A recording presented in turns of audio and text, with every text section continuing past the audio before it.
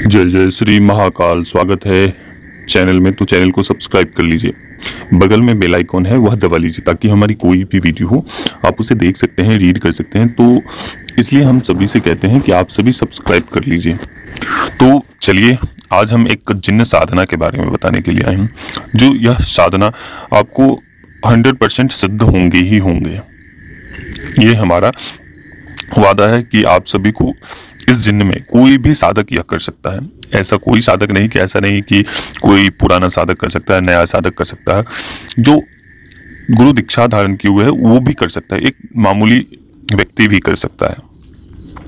आवश्यक नहीं है कि प्रबल साधक ही होना चाहिए साधना में। तो अगर आप चाहते हैं जिन्न की साधना करना तो यह सबसे अच्छा और ताकतवर जिन्न है और जल्दी सिद्धि मिलती है।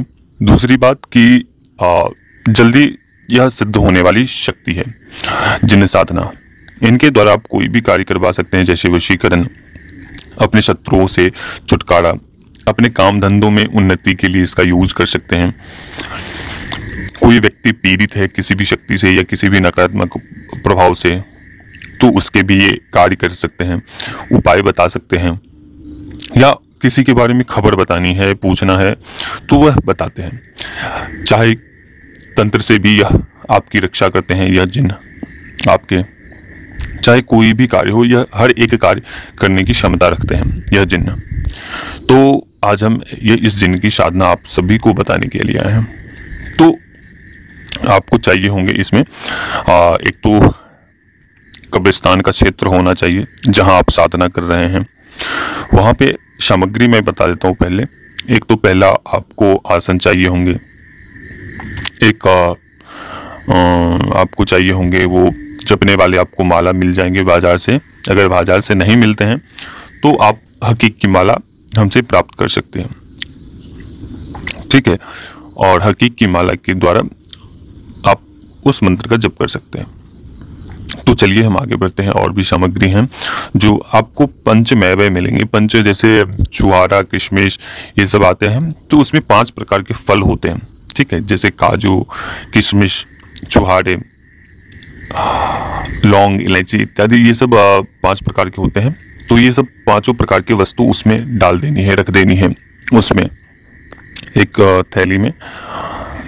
दूसरा कि आपको एक दीपक और लोबान लेना है, ठीक है, जलाने के लिए लोबान भी लेनी है। और जाना है उस क्षेत्र में और एक लोहे की कील आपको ले लेनी है और जाना है अपने साधना स्थल पे। साधना स्थल पे जाने के पश्चात आपको सभी चीजें रखनी है अपने पास में समक्ष। और एक आपको चाहिए होंगे इत्र, मजमूए का इत्र ले सकते हैं, ठीक है। तो मजमूए या कस्तूरी के आप ले सकते हैं, ठीक है। और उस क्षेत्र में जाके यह साधना मैं बता दूं, यह साधना आपको 7 दिनों की साधना है। मात्र और मात्र 7 दिनों की यह साधना है। 7 दिनों में वह जिन्न आपके समक्ष आता है, आपके सामने खड़े होता है वह जिन्न। तो पहले दिन साधना करने पर ही अनुभव होने आरंभ हो जाएंगे कि हमारे आसपास कोई घूम रहा है, इस प्रकार से कोई चलने की गुर्राहट, इस प्रकार के अनुभव होंगे। तो साधक अपने आप में संयम बनाते हुए साधना करें। उसके पश्चात जैसे जैसे आपके दिन बीतते चले जाएंगे, आपके मंत्र की संख्या बढ़ती चली जाएगी, वैसे वैसे वह शक्ति खुलती चली जाएगी और 7वें दिन वह शक्ति आपके सामने खड़ी हो जाएगी। किस प्रकार के स्वरूप होते हैं वो मैं आपको थोड़ा बता देता हूं। इस जिन्न के स्वरूप, यह एक नापाक जिन्न है, ठीक है। अच्छा बुरा सभी कार्य करेंगे, ठीक है। तो ये नापाक जिन्न है, आपके सामने में अग्नि के स्वरूप में आते हैं। अग्नि के स्वरूप में यह आते हैं और इनका जो फेस है वो थोड़ा बहुत ही भद्दा जैसा है, ठीक है। एक डरावना अनुभव होंगे। उसके सिर के ऊपर 2 सिंहें होंगी, ठीक है। गले में एक कवच जैसा वो धारण किए रहेंगे, ठीक है। और उस कवच से एक अलग ही ऊर्जा निकलती रहेंगी, ठीक है, चमकती रहेगी। तो ये जिन्न के स्वरूप हैं। दूसरा कि लगेगा कि कभी हमारी तरफ आ रहा है कोई, लगेगा कि वह जिन हमारे सामने खड़ा है, आंखों के सामने, बिल्कुल सामने। कभी लगेगा कि कोसों दूर है।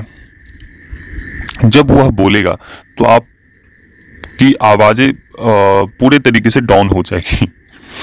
तो साधक को उस समय घबराना नहीं है, साधक को लड़ना है, अपने आप से लड़ना है उस समय। ठीक है। तो देखो, साधना ये होता है कि अगर उस क्षेत्र में जब आपके सामने शक्ति खड़ी हो जाती है, तो जब इस ऐसा स्थिति आता है तो साधक को डरना नहीं चाहिए। अब मान के चलिए अगर आप उसे सिद्ध भी नहीं करते हो तो क्या कुछ कर पाओगे अपने जीवन में? क्या कर पाओगे? क्या कर पाओगे इस जीवन को लेके? जब आप इतने परिस्थितियों से गुजर ही रहे हैं, आप मर रहे हो, आप अभाव की जिंदगी में जी रहे हो, कोई रास्ता नहीं है आपके पास, शत्रु चारों तरफ से घेर चुके हैं, घेर लिया है आपको, तो ऐसी जिंदगी से क्या फायदा? ऐसी जिंदगी से क्या फायदा? तो ऐसी मनसा के साथ उस साधना को संपन्न करिए। ऐसा नहीं है कि शक्ति ने भयंकर रूप दिखाया, भयंकर आवाजों में आपसे बात की तो आप साधना छोड़ के भाग जाओ। तो इस जीवन का क्या फायदा? इस जीवन का क्या फायदा? ऐसे तुम मर ही रहे हो तो एक दिन ही सही छोड़ दो, अपनी सभी चीजों को छोड़ दो। हम मरेंगे जिएंगे कोई दिक्कत नहीं है, लेकिन उस चीज को छोड़ दो और साधना करो।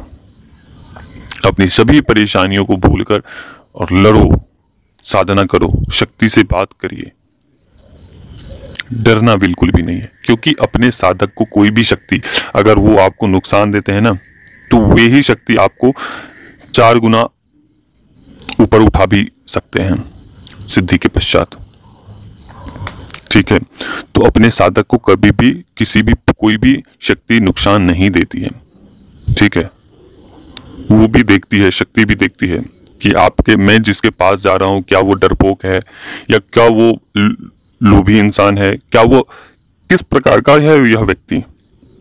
शक्ति को सब कुछ पता है, लेकिन आपके अंदर क्या मजबूती है? क्या आप किसी से डरते हो या इस प्रकार की किसी भी शक्ति से आप डर जाओगे? क्या क्षमता है आपके अंदर? सहन क्षमता कितनी है? ठीक है। तो ये सब शक्ति भी देखती है। शक्ति तो सब कुछ आपके बारे में जानती है, लेकिन अपने साधक की परीक्षा लेती है, चाहे वो कोई भी शक्ति हो। ठीक है। तो डरना नहीं है, और जल्दी ये सिद्ध होने वाली साधना है, तो मैंने सोचा कि आप सभी को दिया जाए इस प्रकार की साधना। और ये हमारा वादा है कि इसमें जिन आके ही आपके सामने खड़े होंगे, आएंगे ही आएंगे। ठीक है।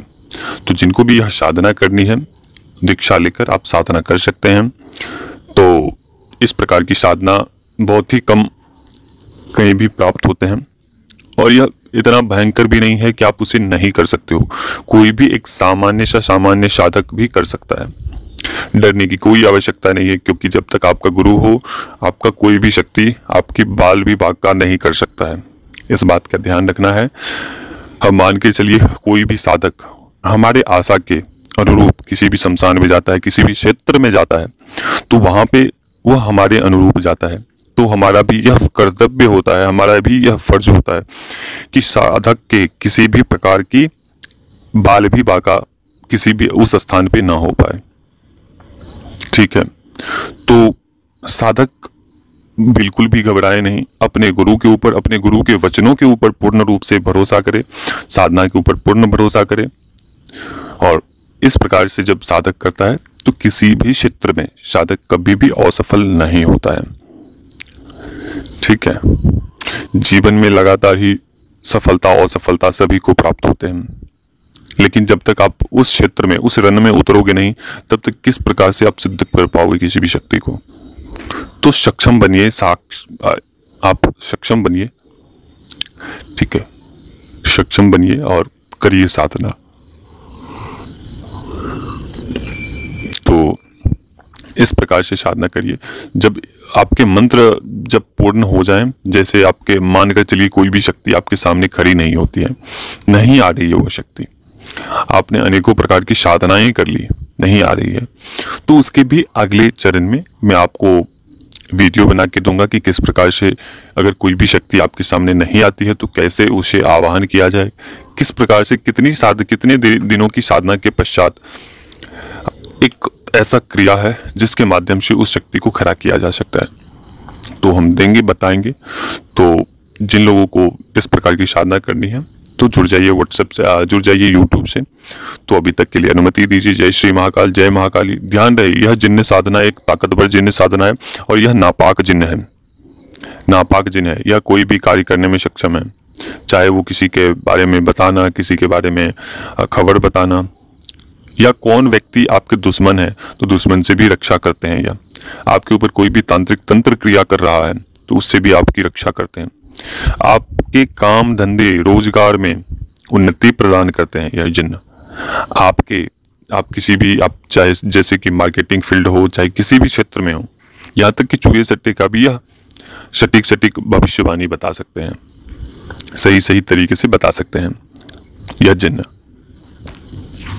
तीसरा बात कि आप इनके द्वारा कोई भी कार्य करवाने में सक्षम हो सकते हैं, लेकिन ध्यान दें, जब आप किसी भी शक्ति से वचन लेते हो तो वो भी आपसे अपनी गुप्तता का वचन लेते हैं, ठीक है।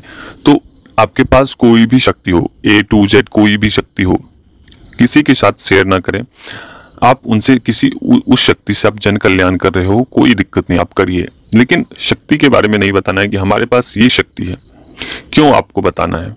बिल्कुल भी नहीं बताना है। अपना, यहाँ तक कि अपने परछाई को भी नहीं बतानी है, ठीक है, बिल्कुल भी नहीं बतानी है, क्योंकि सभी की एक गुप्तता होती है, गुप्तता भंग नहीं होनी चाहिए। अब गुप्तता क्या होती है पता है आपको? नहीं पता है तो हम बताते हैं। जिस प्रकार से पति अपने पत्नी का गुप्तता कभी भंग नहीं करता है या नहीं करना चाहता है, उसी प्रकार से ये गुप्तता है, ठीक है ना। किसी भी प्रकार की शक्ति का गुप्तता कभी भी भंग नहीं होनी चाहिए। तो चलिए अनुमति दीजिए। जय श्री महाकाल, जय महाकाली, जय भैरव।